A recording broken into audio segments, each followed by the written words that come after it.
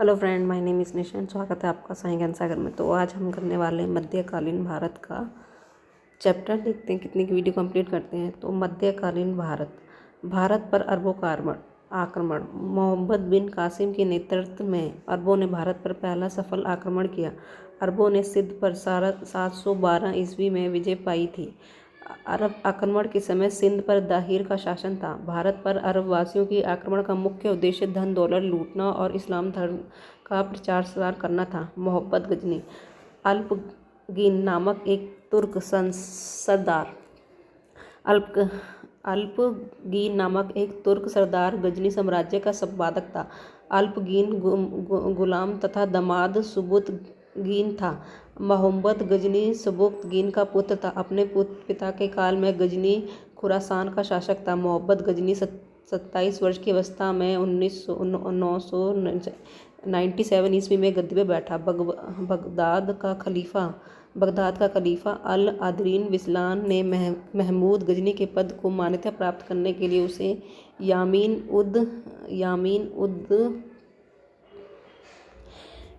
उद उल्ला तथा यमीन उल मिल्ला की उपाधि थी। मोहम्मद गजनी ने 17 बार भारत पर आक्रमण किया। मोहम्मद गजनी ने भारत पर पहला आक्रमण 1001 ईस्वी में किया। यह आक्रमण शाही राजा राजपाल के विरुद्ध था।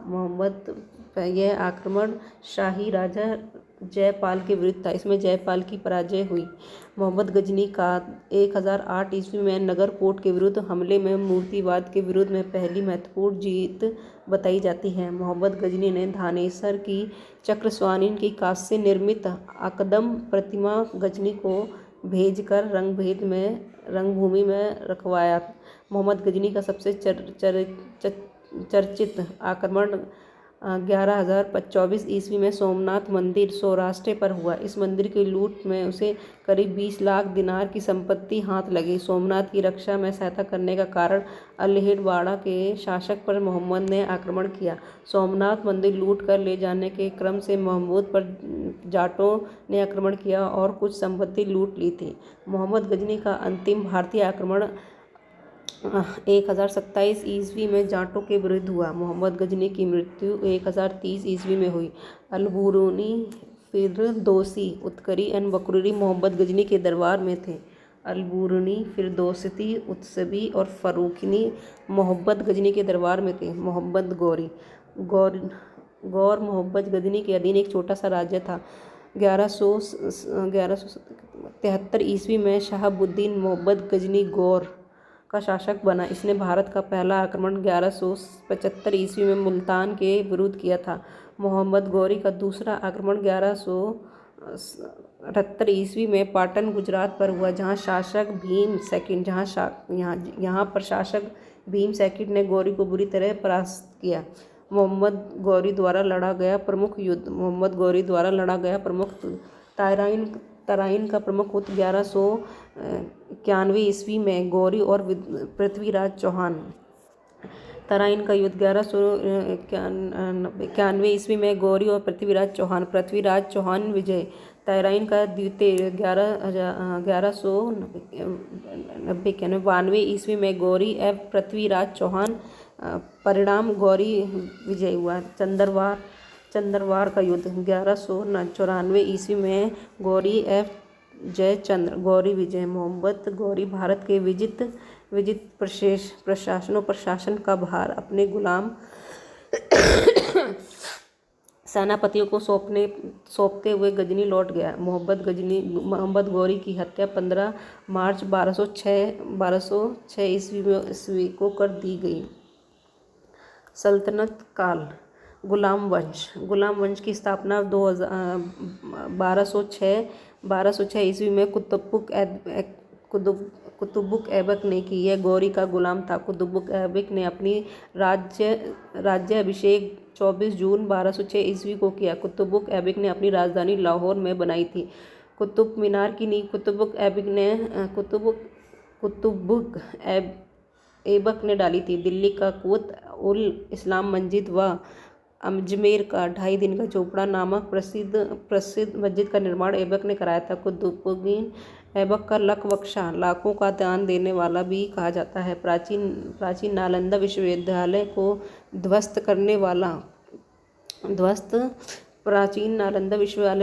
करने वाला ऐबक का सहायक सेनानायक बख्तियार खलजी था। ऐबक की मृत्यु 1210 ईस्वी में चौगान खेलते समय घोड़े से गिरकर हो गई थी। इसे लाहौर में दफनाया गया।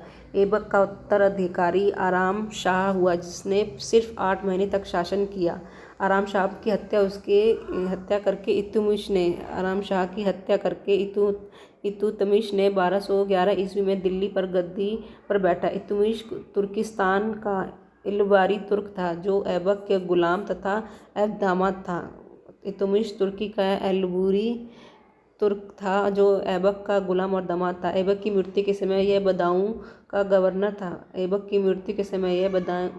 का गवर्नर था। इल्तुतमिश लाहौर से राजधानी को स्थानांतरण करके दिल्ली लाया। इल्तुतमिश पहला शासक था जिसने 1229 ईस्वी में बगदाद के खलीफा से सुल्तान पद की वैधानिकता स्वीकार की।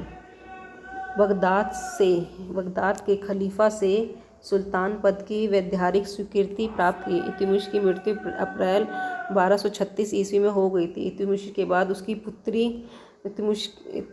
के बाद उसका पुत्र रुकुनुद्दीन फिरोज गद्दी पर बैठा। वह एक अयोग्य शासक था। इसके अल्पकालीन शासन में उसकी मां शाह तुर्कान छाई रही। शाह तुर्कान के अवंश प्रभाव से परेशान होकर तुर्की अमीरों ने रुकुनुद्दीन को हटाकर रजिया को सिंहासन पर आसीन किया। इस प्रकार रजिया बेगम प्रथम महिला थी जिसने शासन की बागडोर संभाली। रजिया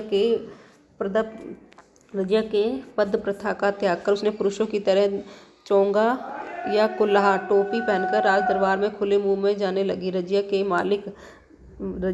ने मालिक जमालुद्दीन यकूत को अमीर खुसरो घोड़े का सरदार नियुक्त किया। गैर तुर्कों को सम्मानित बनाने की रजिया के प्रयासों से तुर्की अमीर विरुद्ध हो गए और उसे बंदी बनाकर दिल्ली की गद्दी पर मुइजुद्दीन बहरम शाह को बैठा दिया। गैर तुर्कों को सम्मानित बनाने के लिए रजिया के प्रयासों से तुर्की अमीर विरुद्ध हो गए और उसे बंदी बनाकर दिल्ली की गद्दी पर मुइजुद्दीन बहरम शाह को बैठा दिया। रजिया की शादी अल्तुनिया के साथ हुई। इसने शादी करने के बाद रजिया ने पूर्ण गद्दी प्राप्त करने का प्रयास किया, लेकिन वह असफल रही। रजिया की हत्या 13 अक्टूबर 1240 ईस्वी ने गुंडों डाकुओं के द्वारा कैथल के पास कर दी गई। बहरम शाह को बंदी बनाकर उसकी हत्या मई 1242 ईस्वी में कर दी गई। बहरम शाह के बाद दिल्ली का सुल्तान अलाउद्दीन मसूद शाह 1242 में बना। बलबन ने षड्यंत्र के द्वारा 1246 ईस्वी में अलाउद्दीन महमूद शाह को सुल्तान के पद से हटाकर नसरुद्दीन मोहम्मद को सुल्तान बना दिया। नसरुद्दीन मोहम्मद ऐसा सुल्तान था जो टोपी सीखकर अपना जीवन निर्वाह करता था। बलबन ने अपनी पुत्री का विवाह नसरुद्दीन मोहम्मद के साथ करा दिया। इल्तुतमिश के द्वारा महत्वपूर्ण कार्य कुतुब मीनार का निर्माण को पूर्ण करवाना। सबसे पहले शुद्ध अरबी चांदी जारी किए, चांदी का टका और तांबे का जीतल, इकता प्रणाली चलाई, 40 गुलाम सरदारों का संगठन बनवाया जो तुर्कान एंड चिलगानी के नाम से जाना जाता है। सर्वप्रथम दिल्ली के अमीर को दमन किया। बलबन का वास्तविक नाम बलाउद्दीन था। वह इल्तुतमिश का गुलाम था। तुर्कन एंड चिलगानी का विनाश बलबन ने किया। बलबन 1266 ईस्वी में गयासुद्दीन बलबन के नाम से दिल्ली की गद्दी पर बैठा। यह मंगलों के आक्रमण से दिल्ली की रक्षा करने में सफल रहा। राज दरबार में सजदा और पेशवा प्रथा की शुरुआत बलबन ने ही की। बलबन ने फ्रांसीसी रीति रिवाज पर आधारित नवरोज उत्सव को प्रारंभ कराया। अपने विरोधियों के प्रति बलबन ने कठोर लोहा एंड रक्त की नीति का पालन किया। नसरुद्दीन मोहम्मद ने बलबन को उल्लुग खान की उपाधि प्रदान की। बलबन के दरबार में फ्रांसी के प्रसिद्ध कवि अमीर खुसरो और अमीर हसन रहते थे। गुलाम वंश का अंतिम शासक शम्सुद्दीन तैमूर था। खिलजी वंश 1990 से लेकर 1320 ईस्वी तक 1300 ईस्वी तक गुलाम वंश के शासन को समाप्त कर 13 जून 1290 ईस्वी में जलालुद्दीन फिरोज शाह खिलजी ने खिलजी वंश की स्थापना की। इसके किलोरी खरी को अपनी राजधानी बनाया। जलालुद्दीन की हत्या 1296 ईस्वी में उसके भतीजे व दामाद अलाउद्दीन खिलजी ने कंडा मानिकपुर में इलाहाबाद में कर दी। 22 अक्टूबर 1296 ईस्वी में अलाउद्दीन दिल्ली का सुल्तान बना। अलाउद्दीन के बचपन का नाम अली गुरशाप था। अलाउद्दीन खिलजी ने सेना को नकद वेतन देने तथा स्थायी सेना की नींव रखी। दिल्ली के शासकों में अलाउद्दीन खिलजी के पास सबसे बड़ी विशाल स्थायी सेना थी। घोड़ा दागने व सैनिकों का हुलिया लिखने की प्रथा की शुरुआत अलाउद्दीन खिलजी ने ही की। अलाउद्दीन ने भू स्वराज्य की दर को बढ़ाकर उपज का 1/2 भाग कर दिया। इसमें खलस लूट का धान में सुल्तान का हिस्सा 1/4 भाग के स्थान पर 3 भाग कर दिया। इसने व्यापारियों में बेईमानी रोकने के लिए कम तोलने वाले व्यक्तियों के शरीर में मांस काट लेने का आदेश दिया। इसने व्यापारियों में बेईमानी रोकने के लिए कम तोलने वाले व्यक्ति के शरीर से मांस काट लेने का आदेश दिया। इसने अपने शासनकाल में मूल्य नियंत्रण प्रणाली को दृढ़ता से लागू किया। दक्षिण भारत की विजय के लिए अलाउद्दीन ने मालिक कफूर को भेजा। जैमत खान मस्जिद, अलाई दरवाज़ा, सीरी का किला तथा 1000 खम्भा महल का निर्माण अलाउद्दीन खिलजी ने करवाया। देवी अधिकार के सिद्धांत को अलाउद्दीन खिलजी ने चलाया था। सिकंदर अहसानी की उपाधि से स्वयं को अलाउद्दीन खिलजी ने भी भूषित किया। अलाउद्दीन ने मलिक याकूब को दीवाने रियायत नियुक्त किया। मालिक ने याकूब और दीवाने रियासत को नियुक्त किया। अलाउद्दीन द्वारा नियुक्त परवाना नवीस नामक अधिकारी वस्तुओं की परमिट जारी करता था। शाहाना मंडी, यहाँ खन्नादों को बिक्री हेतु लाया जाता था। सर-ए-अदल, यहाँ वस्त्र, शक्कर, जड़ी बूटी, मेवा, दीप का तेल एवं अन्य निर्मित वस्तुओं को बिकने के लिए आती थी। अमीर खुसरो का नाम मोहम्मद हसन था। उसका जन्म पटियाली पश्चिमी उत्तर प्रदेश के उबदाऊं के पास हुआ था। 1253 ईस्वी में हुआ था। खुसरो प्रसिद्ध सूफी संत शेख निजामुद्दीन औलिया के शिष्य थे। वह बलबन से लेकर मोहम्मद तुगलक तक दिल्ली सल्तनतों के दरबार में रहे। इन्हें तुतिया हिंद, भारत का तोता के नाम से भी जाना जाता है। सितार एवं तबले के आविष्कार का श्रेय अमीर खुसरो को ही दिया जाता है। बाजार नियंत्रण करने के लिए अलाउद्दीन खिलजी द्वारा बनाए गए नवपद दीवाने रियासत यह व्यापारियों पर नियंत्रण रखता था। यह बाजार नियंत्रण को पूरी व्यवस्था पर संचालन करता था। शाहाने मंडी, प्रत्येक बाजार में बाजार का अधीक्षक वरिद बाजार के अंदर घूमकर बाजार का निरीक्षण करता था। मुनिहान एवं गुप्तचर गुप्त सूचना प्राप्त करता था। अलाउद्दीन खिलजी की आर्थिक स्थिति की व्यापक जानकारी जियाउद्दीन बर्नी की कृति तखीने फिरोजशाही से मिलती है। खलाउजन फतूर, अमीर खुसरो, रिहाला इब्न बतूता, फतूहस्तीन इस्नानी की कृति है। मूल्य नियंत्रण को सफल बनाने में मुहासिब, सेंसर और नाजिर नापतोल अधिकारियों की महत्वपूर्ण भूमिका थी। राजस्व सुधारों के अंतर्गत अलाउद्दीन ने सर्वप्रथम मिल्क इनाम वफ़फ़ के अंतर्गत दी गई भूमियों को वापस लेकर उसे खालसा भूमि में बदल दिया। अलाउद्दीन खिलजी के द्वारा जाने वाले 2 नवीन कर थे, चराई कर और गड़ाई कर। चराई कर तुराऊ पशुओं पर लगाया जाता था। गड़ाई कर घरों और झोपड़ियों पर लगाया जाता था। अलाउद्दीन खिलजी की मृत्यु 5 जनवरी 1316 ईस्वी को हो गई।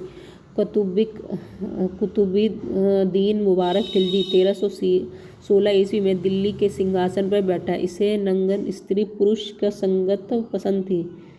मुबारक खिलजी कभी कभी राज दरबार में स्त्रियों का वस्त्र पहनकर आ जाता था। बरनी के अनुसार मुबारक कभी कभी नंगर होकर भी दरबारियों के बीच दौड़ा करता था। मुबारक खान ने खलीफा की उपाधि धारण की। मुबारक के वजीर खुसरो खान ने 15 अप्रैल 1320 ईस्वी में इसकी हत्या कर दी और स्वयं दिल्ली का सिंहासन में बैठा। खुसरो खां ने पैगंबर के सेनापति की उपाधि धारण की। तुगलक वंश 1320 से लेकर 1398 ईस्वी 1320 से लेकर 1398 ईस्वी 5 सितंबर 1320 ईस्वी को खुसरो खान को पराजित करके गाजी मलिक या तुगलक गाजी गयासुद्दीन तुगलक के नाम से 8 सितंबर 1320 को दिल्ली के सिंहासन पर बैठा। गयासुद्दीन तुगलक ने करीब 23 बार मंगोल आक्रमण को विफल किया। गयासुद्दीन ने अलाउद्दीन के समय लिए गए अमीरों की भूमि को पूर्ण लौटा दिया। इसने सिंचाई के लिए कुएं, नहरों का निर्माण कराया। संभवतः नहरों का निर्माण कराने वाला गयासुद्दीन प्रथम शासक था। गयासुद्दीन तुगलक ने दिल्ली के समीप स्थित पहाड़ियों पर तुगलकाबाद नामक एक नगर स्थापित किया। रोमन शैली में निर्मित इस नगर में एक दुर्ग का निर्माण भी हुआ। इस दुर्ग को 56 कोट के नाम से जाना जाता है। गयासुद्दीन तुगलक की मृत्यु 1325 ईस्वी में बंगाल के अभियान से लौटते समय जूनागढ़ द्वारा निर्मित लकड़ियों के महल से दबकर हो गई। गयासुद्दीन के बाद जूना खान मोहम्मद बिन तुगलक के नाम से दिल्ली के सिंहासन पर बैठा। मध्यकालीन सभी सुल्तानों में मोहम्मद तुगलक सर्वाधिक शिक्षित, विद्वान और योग्य व्यक्ति था। मोहम्मद बिन तुगलक को अपनी सनक भरी योजनाओं, क्रूर कृत्यों तथा दूसरों के दुख सुख के लिए हमेशा प्रति अपेक्षा भाव रखने के कारण स्वप्नशील, पागल और रक्त पिपासु कहा जाता था। मोहम्मद बिन तुगलक ने कृषि के विकास के लिए अमीर कोही नामक एक नवीन विभाग की स्थापना की। मोहम्मद बिन तुगलक ने अपनी राजधानी दिल्ली से देवगिरी में स्थानांतरित कर ली। इसका नाम दौलताबाद रखा गया। संकेत मुद्रा के अंतर्गत मोहम्मद बिन तुगलक ने पीपल, फरिश्ता के अनुसार तांबा, बरनी के अनुसार धातुओं के सिक्के चलवाए, जिनका मूल्य चांदी के रुपये टका के बराबर होता था। मोहम्मद बिन तुगलक द्वारा क्रियाकृत 4 योजनाएं। 2 आबा क्षेत्र में कर वृद्धि 1326 से लेकर 1327 ईस्वी तक। राजधानी परिवर्तन 1326 से लेकर 27 ईस्वी तक। सांकेत मुद्रा का प्रचलन 1329 से लेकर 30 ईस्वी तक। खुरासान एवं कराची का अभियान। अफ्रीकी यात्री इब्न बतूता लगभग 1333 ईस्वी में भारत आया। सुल्तान ने इसे दिल्ली का काजी नियुक्त किया। 1342 में सुल्तान ने इसे अपने राजदूत के रूप में चीन भेजा। इब्न बतूता की पुस्तक रिहाल में मोहम्मद तुगलक के समय की घटनाओं का वर्णन है। इसने अपनी पुस्तकों में विदेशी व्यापारियों की आवागमन, डाक चोरियों की स्थापना यानी डाक व्यवस्था और गुप्तचर व्यवस्था के बारे में लिखा। मोहम्मद बिन तुगलक की मृत्यु 20 मार्च 1351 ईस्वी को सिंध जाते समय ढट्टा के निकट गोड़ में हो गई। मोहम्मद बिन तुगलक के शासनकाल में दक्षिण में हरिहर बुरका नामक 2 भाइयों ने 1336 ईस्वी में स्वतंत्र राज्य विजयनगर की स्थापना की। महाराष्ट्र में अलाउद्दीन बहमन शाह ने 1347 ईस्वी में स्वतंत्र बनवानी राज्य की स्थापना की। मोहम्मद बिन तुगलक की मृत्यु पर इतिहासकार बरनी लिखता है, अत्यंत लोगों से मुक्ति मिली और उसे लोगों से। मोहम्मद बिन तुगलक शेख अलाउद्दीन का शिष्य था। वह सल्तनत का पहला शासक था जो अजमेर में शेख मुहिउद्दीन चिश्ती की दरगाह और बराऊची से सलाहकार मसूद गजनी के मकबरे में गया। मोहम्मद बिन तुगलक ने बदाऊं में मीरन मुहल्लिम, दिल्ली में शेख निजामुद्दीन औलिया, मुल्तान में शेख रुकनुद्दीन, अजूदन में शेख मुल्तान आदि संतों की कब्र पर मकबरे बनवाए। फिरोज तुगलक शाह का राजाभिषेक ठट्टा के नज़दीक 20 मार्च 1351 को हुआ। पूर्ण फिरोज शाह का अभिषेक दिल्ली में अगस्त 1351 ईस्वी को हुआ। खलीफा द्वारा इसे कासिम अमीर उल मोमिन की उपाधि दी। स्वराज व्यवस्था के अंतर्गत फिरोज ने अपना शासनकाल में 24 कष्टदायक करों को समाप्त कर केवल 4 कर खर्जा, लगान, खुसम, युद्ध में लूटकर माल, जजिया, जाकत को वसूल करने का आदेश किया।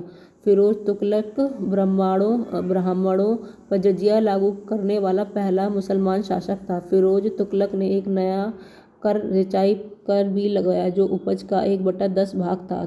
फिरोज तुगलक ने 5 बड़ी नहरों का निर्माण कराया। फिरोज तुगलक ने 300 नए नगरों की स्थापना की। इसमें हिसार, फिरोजाबाद, फतेहाबाद, जौनपुर, फिरोजपुर प्रमुख था। इसके शासनकाल में खिरजाबाद, टपोरा गांव एवं मेरठ से अशोक के 2 स्तंभों को लाकर दिल्ली में स्थापित किया। सुल्तान फिरोज तुगलक शाह ने अनाथ मुस्लिम महिलाओं, विधवाओं एवं लड़कियों की सहायता के लिए एक नए विभाग दीवाने खैरत की स्थापना की। सल्तनतकालीन सुल्तानों के शासनकाल में सबसे अधिक दासों की संख्या 1,80,000 फिरोज तुगलक के समय थी। दासों की देखभाल के लिए फिरोज ने एक नए विभाग दीवाने बदन खां की स्थापना की। इसने सैन्य पदों को वंशानुगत बना दिया। इससे अपनी आत्मकथा फितूहार फरोज शाह की रचना की। इसने जियाउद्दीन मंदिर के पुस्तकालय में लूटे गए 1300 ग्रंथों में से कुछ को फ्रांसी के विद्वान अपाउद्दीन द्वारा दलियाहते फिरोज शाह नाम से अनुवाद कराया। इसने चांदी एवं तांबे से मिश्रित नए निर्मित सिक्के भारी संख्या में जारी किए, जिसे अदा-अन-बिक कहा गया। फिरोज तुगलक की मृत्यु सितंबर 1348 ईस्वी में हो गई थी। फिरोज काल के निर्मित खाने जहां तेलंगानी के मकबरे की तुलना जैसलमेर निर्मित उमर के मंदिर से हुई। सुल्तान फिरोज तुगलक ने दिल्ली के कोटला फिरोज शाह दुर्ग का निर्माण किया। तुगलक वंश का अंतिम शासक नसरुद्दीन मोहम्मद तुगलक था। इसका शासन दिल्ली में पालन तक ही रहा। तैमूर लंग ने सुल्तान नसरुद्दीन मोहम्मद तुगलक के समय 1398 में दिल्ली पर आक्रमण किया। नसरुद्दीन के समय ही मलिक कशूश पूर्वाधिपति की उपाधि धारण कर एक हिजड़ा मालिक सरवार ने जौनपुर में स्वतंत्र राज्य की स्थापना की। सैयद वंश 1414 ईस्वी से 1451 ईस्वी। सैयद वंश का संपादक खिरज खां था। इसने सुल्तान की उपाधि न धारण करके अपने को रयत-ए-आला की उपाधि से खुश रखा। खिलज खां तैमूर लंग का सेनापति था। भारत से लौटते समय तैमूर लंग ने खिरज खां को मुल्तान, लाहौर, दीपालपुर को शासक नियुक्त किया। खिरज खां नियमित रूप से तैमूर के पुत्र शाहरुख को कर भेजा करता था। खिरज खान की मृत्यु 20 मई 1421 ईस्वी में हो गई। खिरज खां के पुत्र मुबारक खां ने शाह की उपाधि धारण की। यहियाना बिन अहमद सरहिंद को मुरादाबाद शाह का संरक्षण प्राप्त हुआ। इसकी पुस्तक तारीख़े मोहब्बत शाही ने सैयद वंश के विषय में जानकारी मिली। यमुना के किनारे मुबारकाबाद की स्थापना मुबारक शाह ने की। सैयद वंश का अंतिम सुल्तान अलाउद्दीन आलम शाह था। सैयद वंश का शासन करीब 37 वर्षों तक रहा। लोधी वंश 1451 ईस्वी में 1526 ईस्वी 1451 से 1526 ईस्वी। लोधी वंश का संपादक बलहोल लोधी था। वह 19 अप्रैल 1451 ईस्वी को बलहोल शाहगाजी की उपाधि से दिल्ली के सिंहासन पर बैठा। दिल्ली पर प्रथम अफगान राज्य की स्थापना का श्रेय बलहोल को दिया जाता है। बलहोल लोधी ने बलहोल सिक्के का प्रचलन कराया। वह अपने सरदारों को मकसद ए अली कहकर पुकारता था। वह अपने सरदारों के खड़े रहने पर स्वयं भी खड़ा रहता था। बलहोल लोधी का पुत्र निजाम खां 17 जुलाई 1480 ईस्वी में सुल्तान सिकंदर शाह की उपाधि में दिल्ली के सिंहासन पर बैठा। 1504 ईस्वी में सिकंदर लोधी ने आगरा शहर की स्थापना की। 1504 ईस्वी में सिकंदर लोधी ने आगरा शहर की स्थापना की। भूमि के लिए नापन से प्रमाणित पैगाम गज्जे सिकंदी का प्रचलन सिकंदर लोधी ने किया। गुलरू की शीर्षकों ने फ्रांसीसी कविताओं लिखने वाला सुल्तान सिकंदर लोधी था। सिकंदर लोधी ने आगरा को अपनी नई राजधानी बनाया। इसके आदेश पर संस्कृत के एक नए आयुर्वेद ग्रंथ पर फ्रांसीसी ने फरंगे सिकंदरी के नाम से अनुवाद हुआ। इससे नगरकोट के ज्वालामुखी मंदिर की मूर्ति को तोड़कर उसके टुकड़ों को कसाईयों को मांस तौलने के दे दिया। इसके आदेश पर सिकंदर लोधी ने आगरा को अपनी नई राजधानी बनाया। इसके आदेश पर संस्कृत के एक आयुर्वेद ग्रंथ का फ्रांसीसी में फरहंगे सिकंदरी के नाम से अनुवाद हुआ है। इसने नगरकोट के ज्वालामुखी मंदिर की मूर्ति को तोड़कर उसके टुकड़ों को कसाईयों को मांस तौलने के लिए दे दिया है।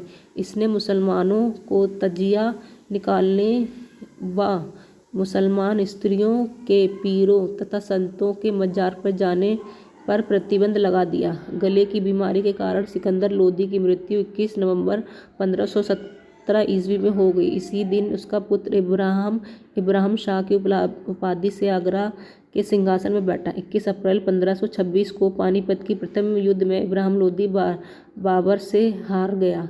इस युद्ध में वह मारा गया। बाबर को भारत पर आक्रमण के लिए निमंत्रण पंजाब के शासक दौलत खान लोदी एवं इब्राहिम लोदी के चाचा आलम खान ने दिया। मोट की मस्जिद पर निर्माण सिकंदर लोदी के वजीर द्वारा कराया गया।